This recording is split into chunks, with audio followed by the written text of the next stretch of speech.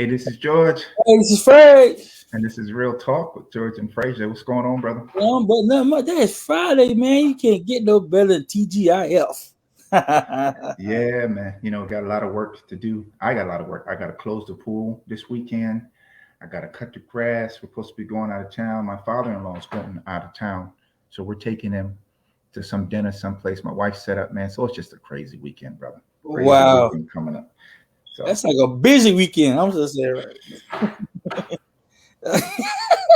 put like a high class honey-do list. That's the high class upgrade version of honey-do list.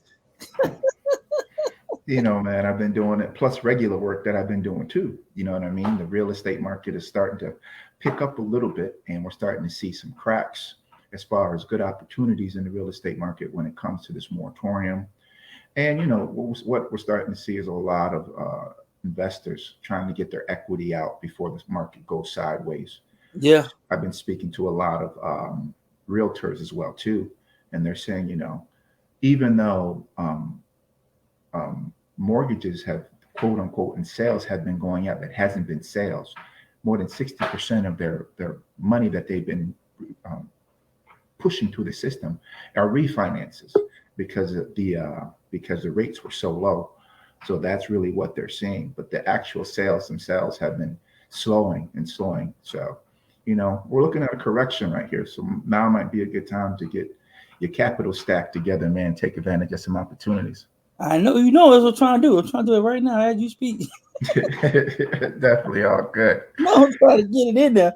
You know that. All right now. Well, let's get right to it. We have Mr. and Mrs. Willis. Welcome to Real Talk. Hi. Hello. How y'all doing? There we go. There we go. Very well, thank you. How are you all? We're doing good. Good. You guys are the first couple to be on our show. It's amazing. Yes. Together. Absolutely. Wonderful. Well, thank you all for having us. Thank you. Oh, it's pleasure. So, tell the fans and the listeners a little bit about yourselves and what you do. I mean, every time Frazier and I try to do this, we tore it up. It's over. It's a wrap. So, go ahead. Okay. Well, guys, again, I'm Lamar Willis, and I am a teacher by day, vocal music teacher in the Southfield Public area. I'm also the minister of music at a church, Plymouth Church in Detroit, and I have my own music business where I teach piano and voice lessons. And so the music industry I've been in that for a while academically, over 15 years. And so that's what I do professionally. But my other love is to be the husband of Mrs. Willis. I love being the husband. So that's what I do. All right. And I'm a homemaker. I am a homemaker, and I am proud to be a homemaker. Just reclaiming that time and being able to focus on creating a soft environment for this man, because you hear how much he does. He's in school all day long. He is corralling adults. He is handling finances for our community. He's doing so many things. So I feel like he just really honestly deserves that softness, because that's one thing that gets lost. Men still need that nurturing, even though we don't have kids yet. Most people say the homemaker or housewife is supposed to be nurturing the kids. It's just about the kids. But what about our husbands? They go out in the world. They're taking the assaults of the world. They're dealing on the world. Sorry, I apologize. Go ahead, say it. As our covering, That's right. I always say that my husband is like an umbrella. He is sheltering me from the storm of life. So my job is to make sure that my umbrella is well maintained, that it is taken care of, that I'm not putting it through any unnecessary abuse, that I'm using it for its intended purposes only, that I'm not breaking this poor man down. So what the world is taking away from him, it's my job to replenish. And we have that system. It's flowing really beautifully. Oh, man. That preaching right there. That's real preaching right there, man. Judge, touch my heart then, Judge. Phrase. That's why I got all this hair on my head. See? I don't even have any words, Phrase. I've been quiet because everything they said, you heard me bust out. I almost started speaking in tongues, but let me tell you, all right, because this is the first time I've actually heard it like that. You know what I mean? And I definitely appreciate it. This needs to be said because after being with my wife for 24 years, married for 22, everything we've been through with kids, man, it's refreshing that a couple actually has that approach where you pour into each other and you know how to backstop each other and you know how to fill each other up, because we live in a world so much where it's just take or it's just about me all the time. Exactly. I can tell you though, Mr. and Mrs. Willis, you're going to have some surprises when you have some kids. That's all I'm going to say. We've actually already started kind of preparing for that because, we see our friends in our age range and they have kids and they're learning, because everything you learn through experience. And it's like sometimes people have to learn through trial and error. I've been raising kids as an au pair my whole life. I'm 11 years older than my sister, so she was my very first. And then I actually started a business raising kids. So I saw the struggles that the parents were facing. I mean, stuff that they never would have expected. So I'm definitely expecting, I'm preparing myself mentally for the unexpected because it's always different when they are your kids. And I was just going to say that. It's always great when somebody else's kids here, take them back. But when it's yours, woo! You can't take them back. And with my sister, we experienced colic with her. And my mother had postpartum depression. So I was the primary maternal parent. And there was no giving her back unless I was going to school. That's the only time. That is literally the only break that I had. Her daycare was positioned right near my school. So I would drop her off, pick her up as I was coming in and out. And we still have a very maternal bond. But when I say I was not prepared for blowouts at 4 a.m., I was not prepared. I wasn't ready. And I tell my husband that he's an only child. He's never had the experience with kids. I wasn't prepared for her sleep regression. I didn't even know that was a thing, but she hit 9 months and she was like, sleep? What sleep? Like she was up drinking coffee, taking no dose, and she didn't care that I had things to do the next day. So that's right. To kind of prepare myself for that, I've gotten on one of my favorite housewife schedules. She's up early. She gets everything done. She's setting her timers. I'm like that now. I'm up early. I have my schedule regimented. That way I'll be able to control the controllables, if that makes sense. Yeah. Then when things kind of go haywire, I'll be able to give myself some grace and just be like, Well, you're talking to two parents. So while we're sitting there shaking our head, laughing this and that, I have a boy who's 13 and a girl who's 9. Oh, fun. And Frazier has a daughter as well, too. Yeah, I got a newbie. She's How old? 2.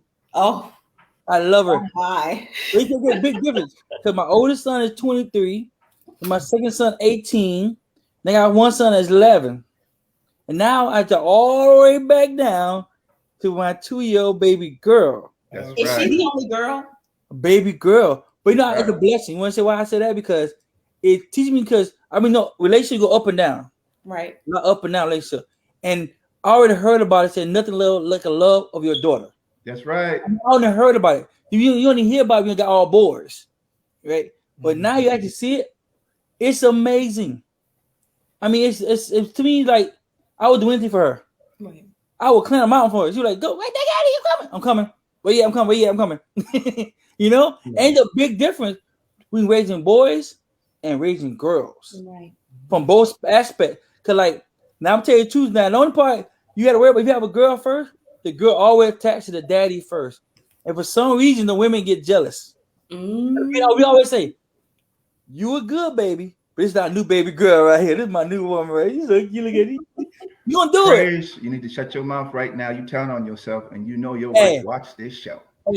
I am quiet. The reason why I'm quiet is because my baby girl don't got me like that. She got me, but she don't got me like that. I'm still the man of the house. You know what I mean?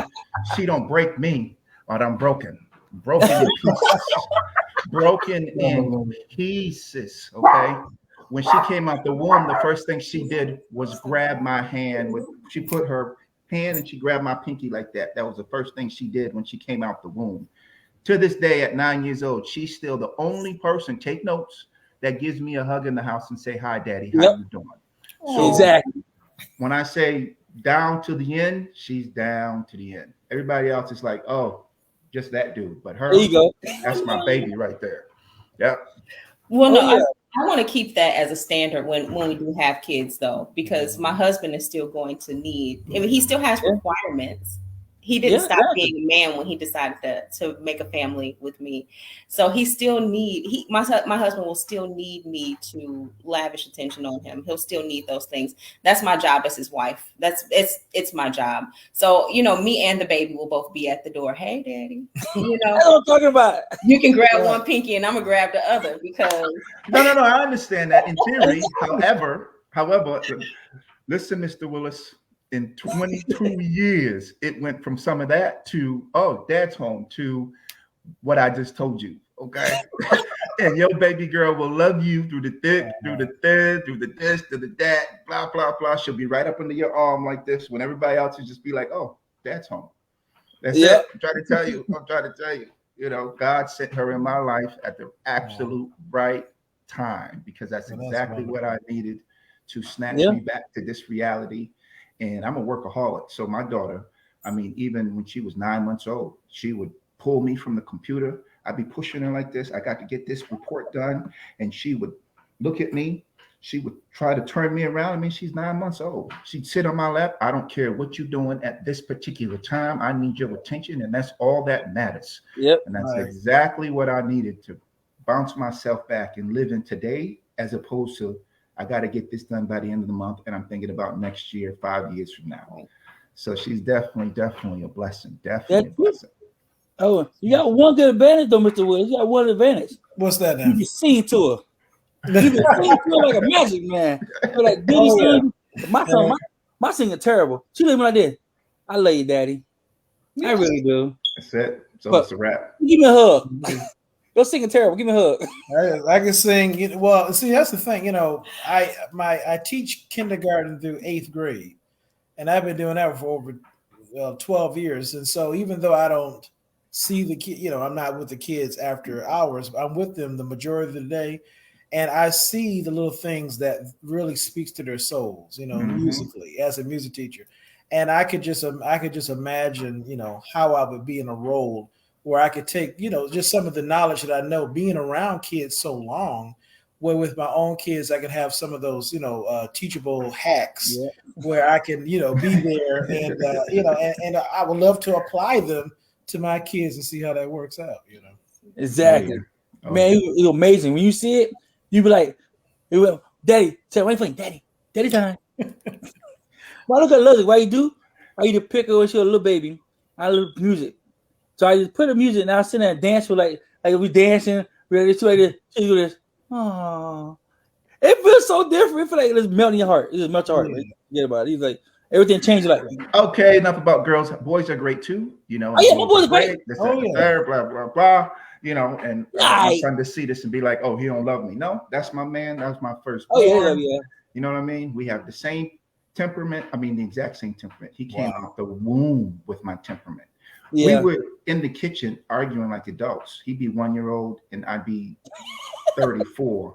And I'm just like, you can't have all that kind of attitude. You're George, but you're not this George. And I'm talking to him like this. I'm like, you just can't do what you want to do, because I said, this is life. More important, this is my house. You're only here for a minute. You can't be, And my wife is like, do you hear you talking to a 1 year old? I'm like, yeah, but he's not sonning me. You know what I'm saying? This is my house. You can't sit here and do what he want to do because. No. That's my man, 50 grand. Now, they're probably gonna text you. The boys are mama boys. They're always mama boys. I'm telling you ahead of time now. You can be they're gonna point like this. Oh, yeah. Like, daddy, no, you okay, daddy. Mommy. Mm-hmm. Oh, and the best part about it is your bed no longer yours. It becomes the boys. That's right. Right now. I'm gonna get a heads up right now. No matter what you do, no matter what you do, and no matter what you say, you're gonna be tired, but you're gonna look in the bed and just be like, "Oh, I'm gonna go to the couch," and that's it. Because he will be right under his mother, and there's nothing that you can do or say about it. I'm just giving you all the tips because when it happened to me, I was just like, I would take him to the crib, and by the time I got from the room gonna be a love seat to the crib, he was already back in the bed. My son knew how to jump the crib when he was like 13, 14 months. So Hey, man, literally, it's good, bro. right, It's he good knew how at to that. jump the crib, and that little Breaking bar that they have for the stairs, he was strong enough Mm-hmm. that he'd be shaking it out, boom, it would pop, and he would just walk his little behind right downstairs. That's what I Yep. mean. Like adults, we was talking like adults. I'm like, listen here, man, you can't be running me in my house. This is my house. You know what I mean? But anyway, Oh it's yeah. all love. Wow. You only have a I finite love amount of that. time with them. You know, enjoy it because it goes quick. So back to you two. Yes. Absolutely. We're just having some fun, Fraser. And No. it's very rare that we get to Oh man. talk to a couple. We only get to hear one side of it at Yeah, a everything, time. So it's definitely, That can be definitely all right. dangerous. That can right? be dangerous. Yes, ma'am. Yes, ma'am. Absolutely. So back to music. What drew you to music? Exactly. Well, growing up in the church, I think that my experience ever since I could remember was being in the church. Had a Baptist background, and there was something about the choir. My father was the president of the gospel choir then, and I would go to every rehearsal, Mhm. every meeting throughout the week at church, and music was just always around me at the church. Also, my parents used to take me when I was a kid to the orchestra, to any kind of musical jazz, children's jazz performances on Saturday. So I was really indoctrinated and just, I had tons of musical experience. And so something about that really kicked with me. But here's the thing. My parents noticed that in church, I started at the age of 3 playing. Do you guys remember how the old school church used to have the backs that had the Yeah. Bibles and the hymnals? Oh yeah. Oh yeah. And so what I used to do was I used to put my hands. I watched the organist, and so my parents told me I used to do my fingers like this on the books. Mhm. But then I had enough sense to go up to the back of the pew, and so I had 2 manuals. So I was That's down right. here on the bottom organ and up here on the top organ. And then my feet was moving too. That's right. So I was playing the organ at 3, and I was switching back and forth, doing like that, and moving my head and singing. And so they said, we need to put him in some piano lessons or something. Exactly. So that's where I started taking piano lessons and then voice lessons when I was 5 years old. And then everything else is just went on. I stayed with that passion, and I was able to turn that passion into my purpose, and that purpose into a career. And here we are today. Nice. Nice. That's What all do about you- boy. Go ahead, Fraser. Go ahead. Hold I on. have a question. Oh, I got you. I gotta go to it. Go I ahead. love church. I did the same thing in church too. But were you ever in the choir too? 'Cause I know sometimes you always had that one auntie or that one grandma that always want to throw you in the church choir with you. When they see you got a new choir, you go in the church choir. What's that too? You be that only little 3-year-old in the back, the little smaller guy in the back with a robe on, especially made just for you. Right. Yeah. That you too? I was kind of like, they put me. I was sitting there over there by the band, with the musicians, but they had a children's choir, so I was really big into that one. I didn't have to go with the adult choir and be the little person in the adult choir, but I was in the children's choir, and we did have to wear those outfits. Remember the robes and the outfits and all that kind of stuff. With the Estes, it wasn't cotton. They'd be hot, so you got to Oh, sit yeah. there. Oh yeah, I- we sweat. Oh yeah, no We doubt. were sweating. You better not complain about it either. So back in those days. Oh yeah. Definitely. Especially over in the back, you tell over here hot. You ever know all the fans were always in the choir stand? You know that, right? You would never find fans in the audience. They're always in the choir stand. They have 2 apiece. Lord help me, Lord help me. That's what those fans God. are for. Remember those fans they used to give you Fraser? They'd be like this, and they'd be singing. Oh yeah, be singing. Hit it, boy. So it was through the roof. That was amazing. Most of those fans was from funeral homes. Oh wow. They That's why they're repurposed them. printed with the funeral homes on them. But Is that what it was for? I have a fan that I take to church that I fan him with, because I don't get as hot, but his hands are on the keys, so I'm he still can't. sweating. He's still hot, but he can't fan himself. So I have the biggest church lady fan. I mean, huge. I can cool the entire band. That's right. Oh, wow. So I whip it out and I'm fanning him, and everybody is like, let me get a little bit. Yeah, let me get everybody's mad looking at you like that's terrible. We all say sweat. His wife was over here fanning him. He cooler than a fan. This is crazy. I get a little pushback, to be honest with you, because I am a traditional woman and I live in a very modern world. There are nothing but modern women around. Nothing but. So when I decided and I made the choice to become traditional, and I'm not shy about the love that I lavish on my husband, I am very, very vocal about it because it's something that needs to be shown. So of course, if my husband is hot, I fan him. If he needs something to drink, I'll go get it. My husband does not serve himself. Anywhere we go, it doesn't matter where we are. If it's church, if it's home, it could be your house, George. It could be your house. My husband's plate has to be made. I would get with your wife and she would show me where everything was. I don't allow other women to serve my husband because that's just the way that I am. I want to keep his level of care here. Yeah. And I don't want to dictate to another woman what she needs to do for my man. I keep his level of care right here. So I make sure I do it all with my hands. So I bought the biggest fan I could possibly find. And I'm fanning him. You got music flying all over the place. But my husband is cool, okay? I'm not gonna have him sitting looking like patent leather on this organ. I dry off real fast too. That's right. I'm not doing it, but I do get a lot of pushback with a big smile on my face. Exactly. Absolutely, ain't no doubt about it. Like this. Hey, Joe, the press come up. Y'all know law. Look on the side, Brother Willis over there. That's right. That's right. That's right. Praise, even the preacher man looking at the first. Lord, see how they doing it. First lady, please grab one of them. Mr. Willis got a corner pew and family brother right now, Lord. Oh man. Can I get an amen? Can I get a hallelujah? Absolutely. I actually wanted to transition to that modern and traditional because a lot of people in today's society are of the Oprah Winfrey and Black and Lovely genre where they just feel like, everything is what everything is. And I don't. Everything is what you make it. There we go. Set out intentionally. And you say, like when I met my husband, I'm traditional. I am a traditional woman. And my husband met me at work. I was working. But when he sat down to speak with me, I think one of the very first things I told him was that I don't have interest in being my own husband. Yeah. I'm not going to be my own man.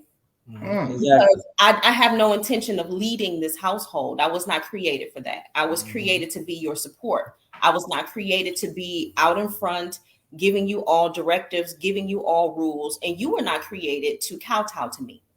You were not created to be under my leadership because sometimes, I'll be honest, as a woman, my heart gets so tied up in my decision making, and you can't really make decisions with your heart, not practical ones. Right. When you want a practical outcome, I need to filter it through my logic, and my husband is my logic. And with him operating firmly there, I'm allowed to be a woman. I'm free. I am allowed to be a woman. I'm allowed to be soft. I'm allowed to be kind. I'm allowed to be gentle and cared for. And I think that that's a privilege that traditional women enjoy that modern women forfeit when they decide that they want to attempt to do it all, because it's impossible. And I don't care who gets offended behind that. I stand on that 10 toes down. You can't do it all. Where's the camera? Ma'am, if you're watching this, you cannot do everything. You were not designed to do everything. That's why you're tired, broken, teeth falling out, hair falling out, edges thin, stressed out. Why can't I find no man to do that? Because you're doing it already. That's why men won't step up, because you're standing in his spot. Exactly. There's nowhere for him to stand because you're standing in it, ma'am, miss. I don't care how old you are. I don't care how long you've been married. If you're married to a man, you're still going to have the expectation of him to do man things. And here's where it gets hypocritical, because to expect a woman to come in and be domestic, oh, she's going to cook, she's going to clean, she's going to wash, she's going to iron. Most women will start the neck rolling, finger snapping quick, because don't have an expectation of what I'm going to do. Your mama ain't your mama. Your mama didn't see. I can't even roll my neck right because I don't do it. But you understand what I'm saying. He's talking about something. I'm flowing with it. I'm not even rolling my neck because. But you understand that if you ask a woman, and this is where the what do you bring to the table conversation comes from, right? Because men are like, okay, if you gonna work, who gonna cook? Who gonna clean? Who's taking care of these kids? You want the school system to take care of these kids? Exactly. What man is going to feel confident leaving his legacy to be raised by people with adverse thoughts? See, when we have children, they'll have my husband's thoughts because they'll be taught at home by their mother. They won't have a choice. They'll learn what he dictates for them to learn because he's head of household. And nothing happens in this household without my husband stamping it first. It's just the natural order of things because he's going to be required to protect me. Yep. If a woman is down bad and she tired, like I described, broke down, tired, they're looking at her husband. Dang, where her man at? She ain't got no man. Yep. Why ain't nobody protecting her? How do you protect a person that's not protectable? Exactly. How do I protect you if you won't listen to me? And I'm not saying you have to step and fetch it. I'm just saying come into agreement with me. If I say, like I know my husband does not like physical altercations whatsoever. So I watch my mouth. Simple. That's how I protect my husband. So I'm making myself protectable by following his rules and falling under his headship. Now, if we're modern, then we both make the rules and we both decide when we lead. But how is that decision made? How do I decide when I'm going to submit and when I'm going to step up? How do I decide, like you guys were mentioning, who gets up with the baby? Yeah. Who's getting up with this child? Who's getting up and handling blowouts? Whose job is it to make sure dinner is made? All of those things tend to fall on the woman, no matter what kind of job she has, because it's a maternal role, right? So why are you trying to be modern when you have a world that's set up based on this tradition? You're going against the grain and you're hurting yourself. You're hurting yourself because you get in a relationship with a guy who says, yeah, I don't care what you bring to the table. My wife a hustler. She can get money just like I get money, and she don't need me to step up. And she don't need. I hear this conversation constantly because I'm on Clubhouse on Mondays, and they ask a traditional housewife room anyway that's run by Gabe Bell with Ultimate Black Man Radio. And the questions that we get and the responses that we get, and to describe what it is a traditional wife actually does, these men don't even understand the lack that they're living in. They can make a decision in their own house. They are children, and they don't understand the difference between running a house and running around a house. I have a male running around my house, and he's a puppy. But I have a man who runs my house. True. You see the difference. So, and I'm safe, and I'm respected, and I'm taken care of as a consequence. And let me testify to that as well. Go ahead. Let me testify. Modern men, modern women, and this traditional conversation. Here's the thing. We have a lot of people that I think women want to be modern, but they want traditional husbands. Values. That's right. Yep. They want traditional husbands. So they want to have, as my wife says, they want superiority. Yeah, because we're moving into a supremacy. They want to be supremacy. So here's the thing. When a woman knows who she is in her femininity, when she knows that the number one thing is I do need a man, I do need a husband. When I come into my house, do you understand that I work more efficiently? Do you understand that I work with a greater purpose? Because I know who I have right behind me, my supporting cast. Okay. Do you understand that the very men that women want, they are destroying by the way they act and by the way the choices they're making. And this goes back to even the mothers, which is the first teacher of the child. So it's important. If a camera could follow me throughout my week, what they would see is a well-oiled machine. Everybody knows their role. Everybody plays their part. Exactly. And guess what? Things get done. There's not a lot of conversation about it. And we live more life versus life trying to live us. Mm. You understand? And so when people see me, they say, "Oh, Mr. Willis or Lamar or Minister of Music, you look so happy. You look so peaceful." Mm. I said, "Well, when you play your role, then you buy back time. Mm-hmm. Exactly. You buy back the time that we waste with the silly arguments about who does what and why and all that, because there's a role that's set up. There's standards that are set up. You see, but see, I have a wife that plays her role, and she plays it exquisitely. That's right. Exactly. Point where to the point where some folks need to tune in and listen and learn.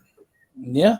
Because she's playing a role in a way that I already know what I'm going to become and what I am already. You don't got to tell me I'm high. I don't need to go shouting around I'm high value.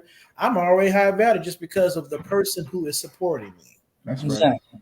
Because I have that support. So I'm telling you right now, ladies and gentlemen, whoever is listening, I don't care how long. Marriage is not.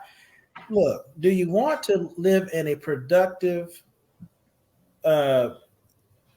marriage where you're building a kingship, you're building a legacy, or do you want to just play around?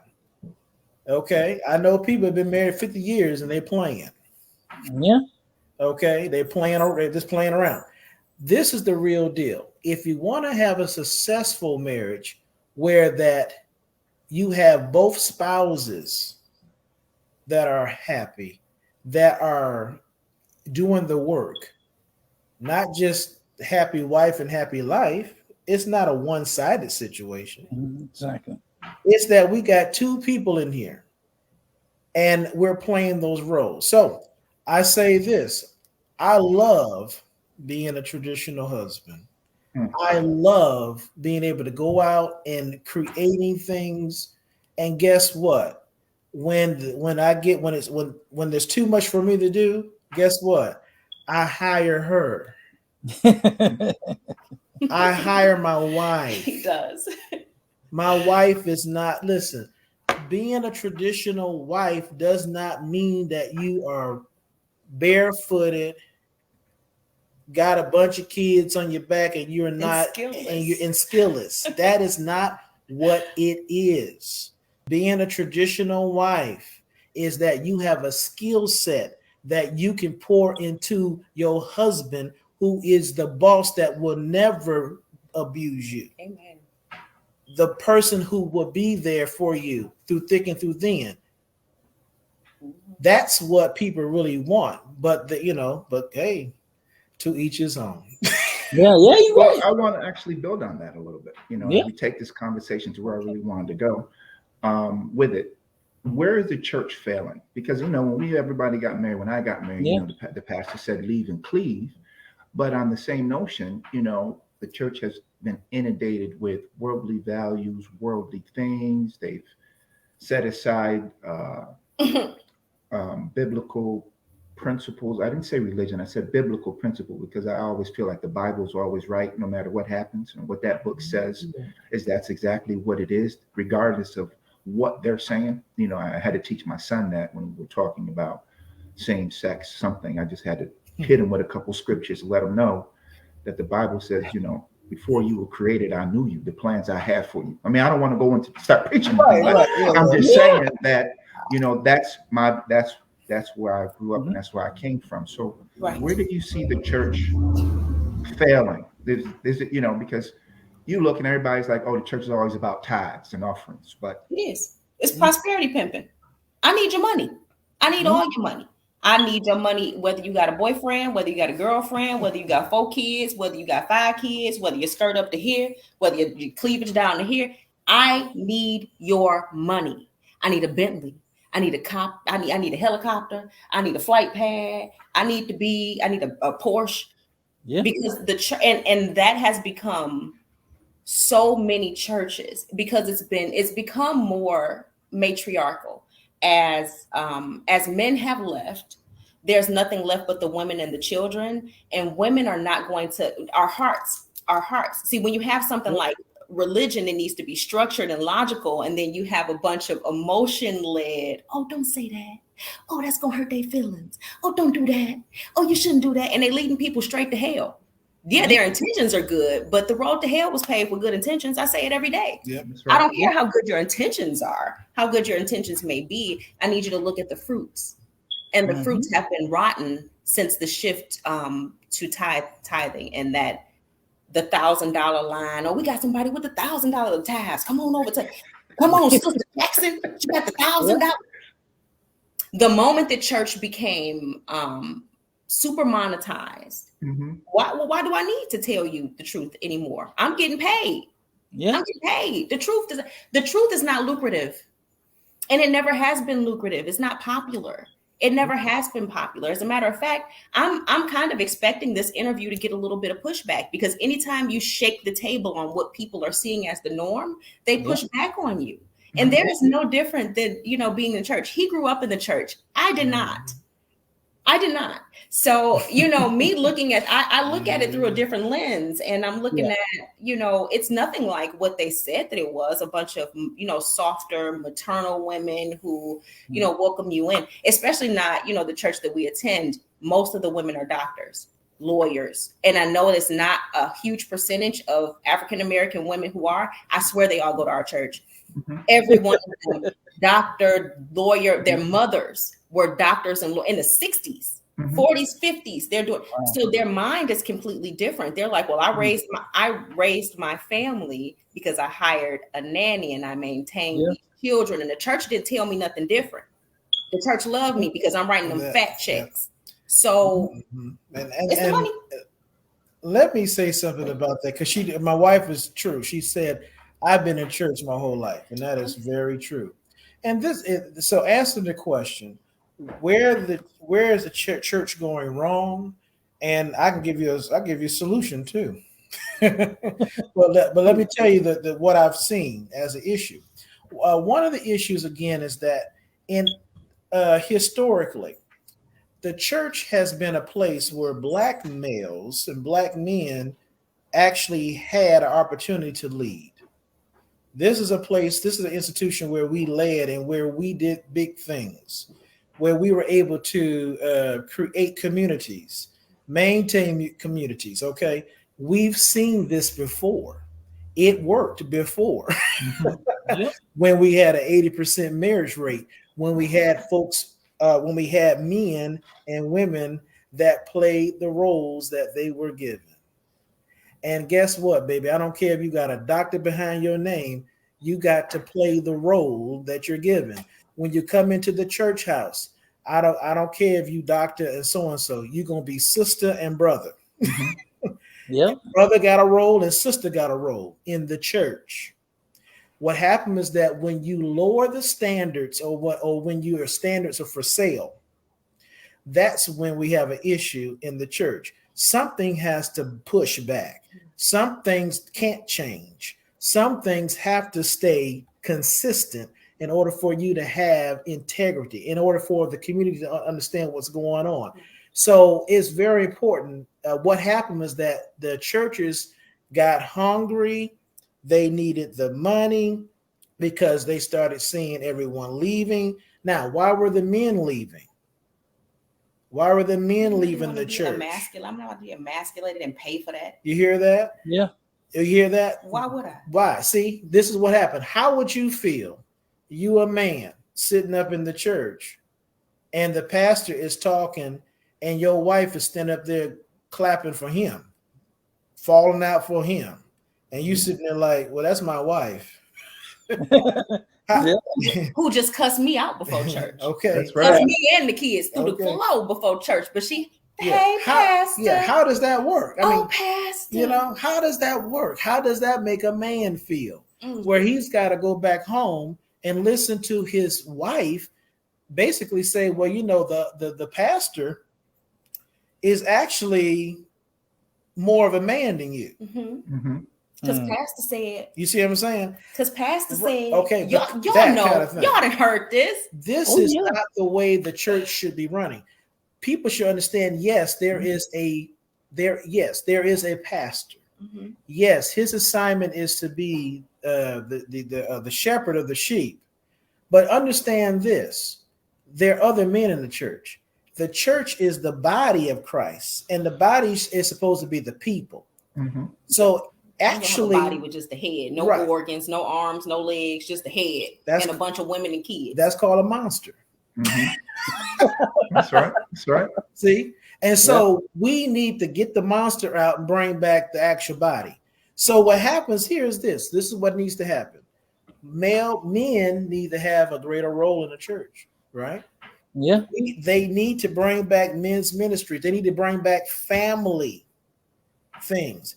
And when we see issues within the church, we need to call it out. Yes. Yep. We cannot be scared to stand up on certain things as principles. And, here's the thing. Yep. In the future, churches might have to push back away from their free taxes.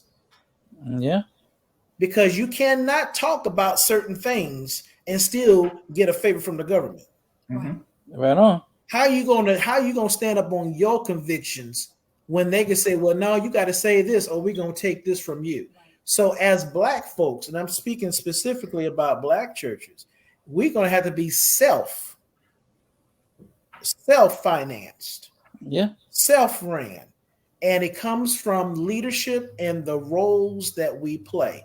If you want to have some successful families, let some men know they men.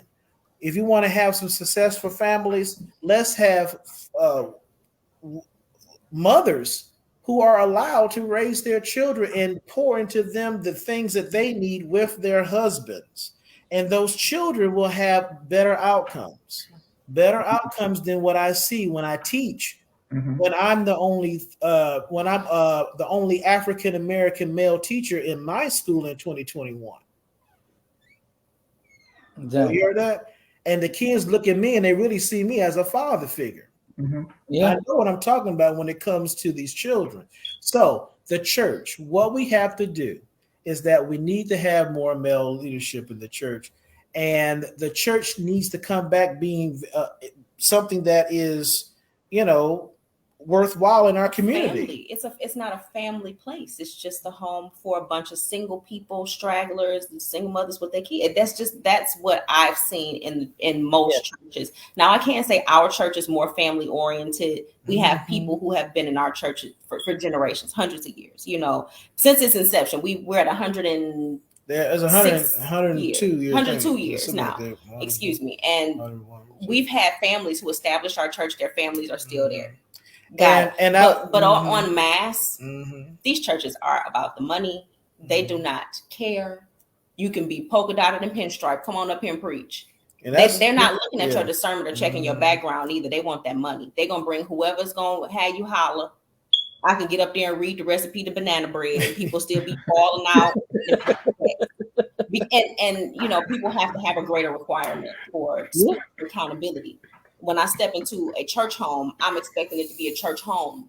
I'm holding your feet to the fire on that. I'm expecting fellowship when I step in here, because what's keeping me from praising with my husband in our closet? It's the fellowship that Christ promised when he gave us the church. That's what the church is for. It's for us to be around like-minded Christians. So if I'm not going to be around like-minded Christians, I'm going to be around prosperity pimps, why am I going? Yeah. What's happening here? So that's the disconnect, I think. And people don't like to touch it, because then you have to touch gender roles. Then you have to touch, you're not politically correct. And like my husband said, and I hadn't even thought about it, they have their hand out for this tax exemption. So they are pretty limited to the things that they can talk about and say. And, we can't even make political decisions that are in our best interest in our churches anymore, because we got our hands out for this tax exemption, and they said that we can't anymore. That's a big deal, folks. That's a big deal. Our hands. That's a big deal. And I'll tell you this, once we get control of our finances, and get control of how you build because the church was like a Black nation. It was the center. It was the core of the community. We have all of the templates to do this again. It's just a matter of us understanding that everything that was and everything that was considered old doesn't mean that it should be done away with. Mm-hmm. Some of the things that your grandmama did and your great grandmama did and your great grandfather did and your grandfather did, those things actually are supposed to continue because they Exactly. work. They work. They Right, work. you're Go ahead. You're right. No, I mean, I don't have a question. I mean, you're saying everything that I feel yeah. when it comes to churches, and our listeners, I don't want them to think that, oh, it's just black churches, because I saw Kenneth Copeland talking about why he needed to buy a plane. And I know that in their ministries, they don't have any problem, nor do they get any issues with the IRS or what they can or can't say. I've listened to sermons to where they've talked about why you should vote for this president, which, by the way, is illegal. And it was illegal. Ronald Reagan signed that into law that you couldn't do that. But they don't get taxed. They don't get penalized. They don't get anything. It's just us when it comes to us doing what we have to do. So, I mean, it's just, how do I say this? We always have to be on our P's and Q's when it comes to us. And they will be always the ones that get the pass. Like, well, nobody Massa don't want organized slaves. Massa don't want his slaves organized. He can say what he want. Kenneth Copeland can say what he want to them old faith. Well, I won't say that to the alabaster Americans. I'll put it there. The Americans without color. They can do whatever it is that they want to do. This is not our country. And they don't want organized slaves. And like my husband said, that was the center of our community. We had communities before they ran freeways through them. Yeah. And I think if more people look back and say, wait a minute, they took this, okay, but they didn't take it from them. Okay, so they took this from us, but they didn't take it from them. Okay, what do we need to do to come back to the middle here? How can we reorganize here? That's why I'm a traditional wife. Exactly. I'm not traditional just because I want to be at home and bake some cookies and raise some kids. Me being home is a revolutionary act. That's right. Me being home as a wife, as an actual wife, not just in name, as my husband's helped me, as his spiritual supporter. This is my job. This is my job. This right here. Maintaining my husband's mind and maintaining his heart and keeping him covered in prayer and keeping him wrapped into me and focused on the goal that we have. That is my job. That is my only job. It's my job to be in submission to this man. That's what I was created to do. So let me ask you, I know you said you get a lot of pushback, excuse me. I was going to say kickback phrase, like she's fighting in here. We are bobbing and weaving in the piece. But no, I meant to say a pushback. Do you feel like they're being convicted because they know that your actions and how you traditionally are supposed to treat your spouse, that's what they're not doing? Because I know, I'm preferring this and saying, when I was younger and my wife and I got married, we were in our 20s, we got married when we were 25. I always said, oh, I'm not built like that. That ain't me. I'm not built like that. I'm not going to make it happen. Until I finally went to counseling. And when I got there, it was like George. I said, ain't nothing wrong with me. I just came because she wanted me to come. You know what I mean? Because I'm doing this, that. And what I slowly started to realize was, it was me. It was actually all me.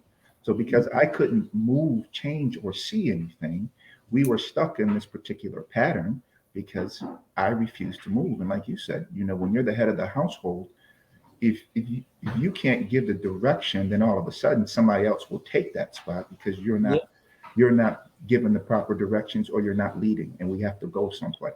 And my thing was, look, I cut the big checks. So if you rolling with me, then this is what it is. And I've always been that way, not because I'm saying that to bully anybody, but that's always been our roles. My wife is responsible for the micro. I'm responsible for the macro. She lives in a house where she doesn't even know what the mortgage payment costs, but that's not her role. You see what I'm saying? I knew I was always going to buy a house. So whether she was with me or not, I always knew I was going to have a house. It's my job to keep the lights on. It's my job to make sure that, they have the shelter. Like you said, you don't have to worry about somebody walking up in here. They won't be walking out. You know what I mean? Like, that's just my role. That's my job. And I take that seriously. And so that's when we went to counseling. I never understood that because I'm like, I'm doing all the big stuff, the big stuff. I cut $1,000 checks like it's nothing. And she comes to me like I'm just supposed to have it. You know what I mean? And you understand that I got to hustle to go get this because I work for myself. You see what I mean? You know, and I keep telling my phrase notes to say all the time, when you work for yourself, it's harder to generate money than to go get a paycheck. Yeah. You see what I mean? Because when you get a paycheck, you can go work more hours and take over 10% a third. But when you have to generate that money, it's marketing, it's time out, it's this, it's that, it's everything that goes into that to get that number. You see what I'm saying? Yeah. And you know, these aren't small numbers, 20,000 here, 17 here, 15 here, 5,000 here. You know, it's hard, but like I said, my shoulders are broad. I'm built for that. But while I'm doing it, don't kick me in the back. Don't, you know, tell people, like for instance, my father always used to say, I can't believe you got me living like this. Living like this. I'm the one that sat here and did all this. No, we have to. Okay, so here's something that I'd like to touch, and it leads back to your original question. Why is so much pushback, right? What's happening here? There are women in their 60s, between 45 and 75, who really believe that you have to be independent. You got to be strong because somebody going to take advantage and they're going to use you. And if you let your guard down, this is what they're teaching their daughters. Mm-hmm. This is what they're teaching y'all wives. Men out here, women out here. This is what, and it took me a very long time to get here. Everything that you see here is self-taught. I come from a long line of single mothers. I am the very first housewife in my family's legacy, period. We've been in this country for over 400 years, and I am the very first housewife to reclaim my time. And I did that because you're not going to force me off to work to tell me I have to submit to a boss when I can't, and then I can't submit to my husband. And you're not going to force me and tell me that this is not enough a reason to be my purpose. Okay. We've been lied to, and we've been convinced that if we just have a man, that we don't have anything and that we're nothing. Where's your degree? What do you do? Are you just a housewife? Is that all you do? And I get that. Well, I got that, but now I'm noticing a change in the trend, because one thing about women is they don't want to do all that anyway. They don't want to be out here to butcher, the baker, the candlestick maker. They don't want to do that. They don't want to, because they're coming in my traditional housewife room and they are tired. Oh, they're exhausted. You tired. I know where the pushback is coming from, because you're pushing back on me from your lunch break, because you have to be beholden to two bosses. That's why you're upset. That's why you're pushing back at me, because I'm showing you a different way. And instead of switching and instead of evolving, we continue to devolve. We want to be men so bad. Well, these women want to be men in dresses so bad. And I don't know what that's about. Outside of fear. Outside of the fear, number one, that they don't have any wife skills. They have no soft wife skills. They don't know how to disarm their husbands in arguments. They don't know how to have a communication. They don't know how men like to communicate through nonverbal cues, and you just have to pick up on them. They don't understand that a man is not going to sit down and say, well, baby, this is what's going on. You're going to have to pay attention to him. That takes some work on your part. You're going to have to study him like you study for that bachelor's. You're going to have to study these men, because a lot of women don't know men, but they want them. They have no clue how they work. They don't know what they're supposed to be fed, how many times they're even supposed to do anything. They don't know them, but they're afraid of them because their mothers told them, if you submit to him, he gonna use you. I got women tell me, girl, don't make his plate. He gonna get used to that. That's the point. I want him used to it. I want my husband waiting on me with expectation, because men of other races are waiting on their wives with expectation. Why is my husband not worthy? Exactly. He is, because he is the phenotype. Every other phenotype on this planet looks like this man that sits beside me. I was given this man who is the blueprint. Every other man looks like him, wants to move like him. I've never met a more patient, more gentle, more kind man than the Black man, ever. Even the drug dealers, because if you think about it, and people always, I got pushback from a woman. Oh, if all men are good, what about the drug dealers? If you think about it, most of these men are selling drugs to get their mama out the hood, buy my mama a house, put some clothes on my baby girl back, put some diamonds in my baby girl ear. They're looking to provide. They want to provide. You're in the way. They're not stepping up to provide for you because you're saying you got it. Exactly. You're wrong, right? You're right. Superman don't need no superhero to come rescue him. He's Superman. Exactly. If you got it, why do you need me? And that flies in the face of manhood because men need to be needed. They need to be needed.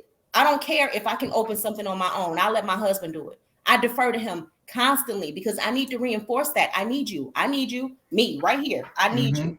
Me. I'm not independent. I was not even made to be independent. When Adam was created, they made Eve so that they can have a form of interdependence. It's not about independence. How can two independent people function in a marriage? I'm going my way, you going your way. I brought my own table to your table. You come over here Monday, Wednesday, Friday, and we're going to eat at your table Tuesday, Thursday, every other Friday, maybe Saturday. It doesn't work like that. And masculine men don't allow their wives to move like that because you can't do anything that's opposite to his plan. Like he said, he found his purpose when he was a child. I had the decision whether I was going to get on his purpose or leave him alone. There was no pulling him into my purpose. My purpose is him. My purpose is being a linchpin in his legacy. I'm the diamond in his crown. That's my job. I sit at the very tippy top, protected, precious. You can't get to that spot if you insist on being in the driver's seat. And my husband loves this analogy. When we first met, I told him that I intend to have him in the driver's seat, me in the passenger seat, and the kids in the back. Because if you think about it, that's the way the cars are meant to be driven. Relationships are just like cars, okay? Somebody has to be in the driver's seat. Because if I jump in his lap and I say, all right, you work the pedals, I'm gonna work the wheel, right? You can't see through me. The kids are in the back confused, in danger, because neither one of us know what's going on, right? My daughter thinks she's supposed to jump in her husband's lap. My son thinks he ain't even supposed to drive. He just gonna sit back and let her do it. Everybody in the car hungry. But if I move into the passenger seat, right? Not the trunk, because that's what submission is. It's moving into the passenger seat. I have the map. I can let my husband know, hey, this is what's going on. I can see ahead. I got sandwiches. I'm passing out sandwiches to the kids in the back.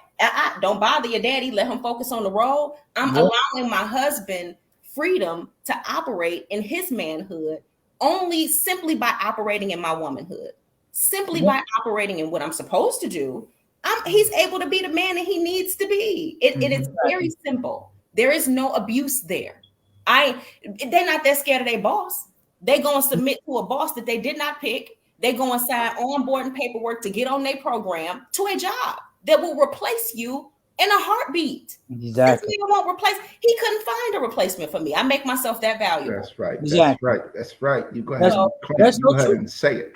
Okay? I'm glad you're over here saying it. Because if you're not saying it, then everybody just be like, oh yeah, but you have to say it. Because I've gotten to a point with my wife, it's just that we don't even talk about finances because I'm just to a point, either you trust me or you don't. And I've gotten to a place where I'm just telling them, look, I know where I'm going. I'm gonna get there. And if you're here, you'll be with me. If you're not, that's what it is. And since 2017, we haven't had another argument about anything because I'm just like, look, I always had a vision. I still have a vision. Like I said, I'm the fix-it player. I'm the go-to guy. You know what I mean? So either you get with my program or you don't. I can't stop you because I don't own you. Either you with me or you're not. You know. And I just had to learn that particular thing. We're running out of time, and I want to continue this conversation. One more thing, said Joy. One more thing, go back to you mentioned too. What she go back? What she was Willis said too. And tradition back in the day, my grandmother was going around. The husband worked the fields. When he came home, it was considered peace to him. That's right. When he came home, he came into a hug, a kiss, and a hot meal. Said, "Baby, you all right? How was your day?" That's right. And, you know, over years it dwindles because you know why? We don't have that inspiration to look over anymore. Because most of them, not saying that most of our elders who live that tradition life are passed on. They are. God bless them. And in the new modern era kicked in where 30% of people are married, 30% or 75% are divorced. You know, numbers are so I'm off. You never know which is which. You know, and then they always backlash because they're actually scared of success. They are. If you It's ever not look really at- that success either, phrase. It's just the fact that in this life, in this Oprah, I keep saying Oprah Winfrey because she was the one that popularized No, you're it, right. I like popularized it. You know, that you have to live a certain way. And if you're not living that way, if you're not on a dual income, if you're not looking like this, you're not doing that, then you're not living. And my wife hits me with that all the time. I can't, you know, I feel like I'm going backwards. And I'm Yeah. just like, how can you go backwards? You have a real estate portfolio that I bought. You live in a house that I'm paying for. You did this, you did that. When I met you, there was this. We have a net worth of almost $1 million right now, all because of me. So even though I don't wear my stuff on my back, you see what I'm saying? I put things in place that will make sure that my wife and my kids are taken care of if I'm not here. And all the extra stuff, all that extra, like you see how my nails are done, my hair is done, my makeup is done. I've done it all myself in-house. I do my own nails. I don't have a nail budget. I bought $70 worth of products last March, and I haven't bought nail products since. Hair, myself, makeup, myself. If these are things that you want to do, it's not your place to put pressure on your husband's budget. Don't even do it. If he's taking care of everything that he needs to take care of, don't you dare. Learn how to do it yourself. This is where women become enterprising because that's who we are. We are very enterprising when it comes to beautifying things. We can beautify a home on a very small budget. We need to learn how to reel that in because that is creating an industry for minorities to push us into a permanent underclass. And it doesn't really matter if you're going to a Black person or a white person. They're buying their supplies from Asian people. They're buying their supplies from people who don't look like us. So if the money is not going to my skin folk, I'm not spending it. And I'll do it myself and I'll save it myself because I like to have little patches of money just put up wherever because it's not going to grow mold, but it will grow interest. That's my husband is teaching me about compounding interest and storing money in our insurances. That way it's not touched by the government and then we can be our own bank. So he's teaching me to be more financially responsible, more fiscally responsible as his wife, even though I don't have to do anything with the finances. So it's up to us to stretch what they have and to magnify what our husbands bring us, right? So all that extra, you don't need the bags, you don't need all that. You can only carry one at a time anyway. It's not important. I wanted to say one thing, George. I love what you said and what you mentioned about how you've created, you actively are creating, have created, and you are actively creating a legacy for your family on paper, on assets. And it's something you said that going back where people said, well, you know, well, we don't have this and we're not doing this and they got this. And you like, but look, this is where we're going. See, I would tell people all the time, I said, listen, do you want to be a consumer for the rest of your life? Exactly. Reason why they want your kids to not be indoctrinated by their parents, why they want you to go to school, why they want all the women to work, why they want you to keep going, because women need to buy 2 of everything we need 1 for. Exactly. Right. It's all about money. It's about consumerism. So the thing about is that when the women come back home, if they choose to come back home, and I'm telling you, if you come back home, that don't mean that you're not going to, you don't have to, you can work for your husband. Exactly. Use your skill set. You can still bring in income if you want. The point is that if you come back home, you're taking away the consumerism of the outside. You're taking away those dollars and you're transferring wealth, transferring the money back from outside, back to where? Back to the home. Back to the husband. Back to the husband. Back to the legacy. And guess what? The husband, what he do? He give it to the wife and the children, and then he build and come back to her. The ecosystem of what we need is in the house. This is our economy. Yep. This is our economy. But see, we got to have everybody in their roles. Yeah. You got to be in your place. You got to be in your place. Because what incentive does a man have to protect and provide for a woman who is always nagging, always complaining, never really happy? Nobody wants to sign up for an impossible job. Exactly. I would never want to sign up for an impossible job. So it's really going to take women to be very realistic about the skills that they have, the skills that they need to brush up on, and the man that they married and his requirements, because you really won't have much guesswork to do if you're getting on his program. You'll know exactly where you fit. When we first started dating, I always make the joke, if I couldn't sing, I wouldn't have seen him. Because he had choir rehearsal 3 or 4 times a week. He had the choirs. He has, and it's not just like where it's a Baptist church where they have one choir. He has a traditional Renaissance choir, which is all sheet music, and then the gospel choir. Then he has small groups. So he has all of these people's payment depend on him. I mean, so much is riding on what he does. And so he's giving me jobs. I'm a college educated wife. I'm not home because I'm an idiot. I'm home because I'm very well studied and I'm very well read. And I saw my contemporaries of other races doing the same things. So I just decided to smarten up and follow that trend instead of what's been pushed to us. And he gives me jobs like payroll assisting, if he needs any letters drafted. I have 4 years of very solid clerical experience and ads and anything that this man tells me he needs. He wanted to do a recital. I did everything from full catering. I was baking bread. I made the certificate. Wow. I did the programs. Everything, so. Listen, she can do IT too, because I had my laptop was tripping. Right. I had a meeting. The Wi-Fi wasn't. I said, baby, the laptop, something ain't right. And I know she has that background. We're dealing with, back with Radio Shack and deal with technology. Can you hook a brother up? Okay, let me see what I can do. Oh, the Wi-Fi work now. See, I didn't have to do all that. I didn't have to worry about all that, because guess what? I had my own person right there, all wrapped up in what? My wife. Yep. That was able to assist me on the spot. I didn't have to go and pay somebody, call somebody, what's the Geek Squad? I didn't need Geek Squad. I got White Squad. So that, so that is, and so if people will understand the beauty of how this works, I think they would start to, get on board. Yeah. It's just that what happens is that we need people to understand that over here, we are enjoying what we call life. Exactly. Life. Time is the currency that you need to buy back. Stop worrying about trying to get all this money. Stop trying to be a boss and trying to be a partner with your husband. Buy back your time and you will live life better. Absolutely. You're right. Well, listen, we have to hold it there. We want to have you guys back. Good, George. I know, Fred. I know. Look, Fred, we're going to do a part 2 and maybe a part 3, because I got some stuff that they got. Oh, yeah. They got to bring me back. We make a series out of this, George. A 21st series out of this. This brother was punching me all in my mouth, this, that, and the third. I was like, oh, wait, hold on. That's me. So I know, right?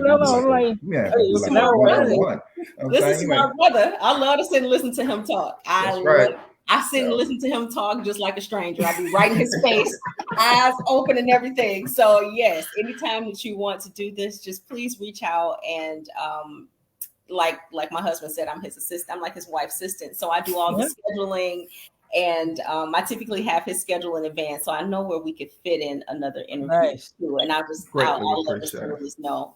We so appreciate that. We would definitely appreciate you both coming back on here. Thank you so much for having us. Absolutely. Let everybody know where they can find you on social media. You guys can find me under on Instagram, which is completely open, under Willis_wife_way.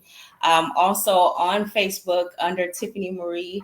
I shared lots of different things, and it's always some kind of controversial conversation. So if you're looking for more of this, you will definitely find me, because I am candid. Also, Monday mornings at 11 Eastern Standard Time, I am on Ask a Housewife Anything, a traditional housewife anything, every single Monday. The show tends to run hours and hours. So if you have any questions about anything, please reach out to me. I'm very, very open.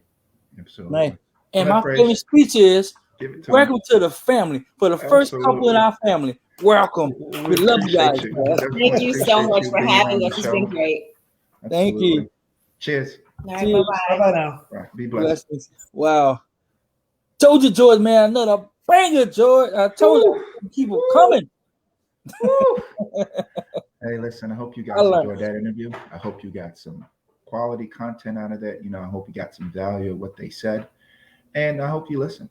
There were some things in there that we always try to bring you some pearls. Yep. So we definitely appreciate y'all tuning in. Y'all have a great weekend. Hey, this is George. Hey, this is Fraser. And that was Real Talk with George and Fraser. Peace. Hey.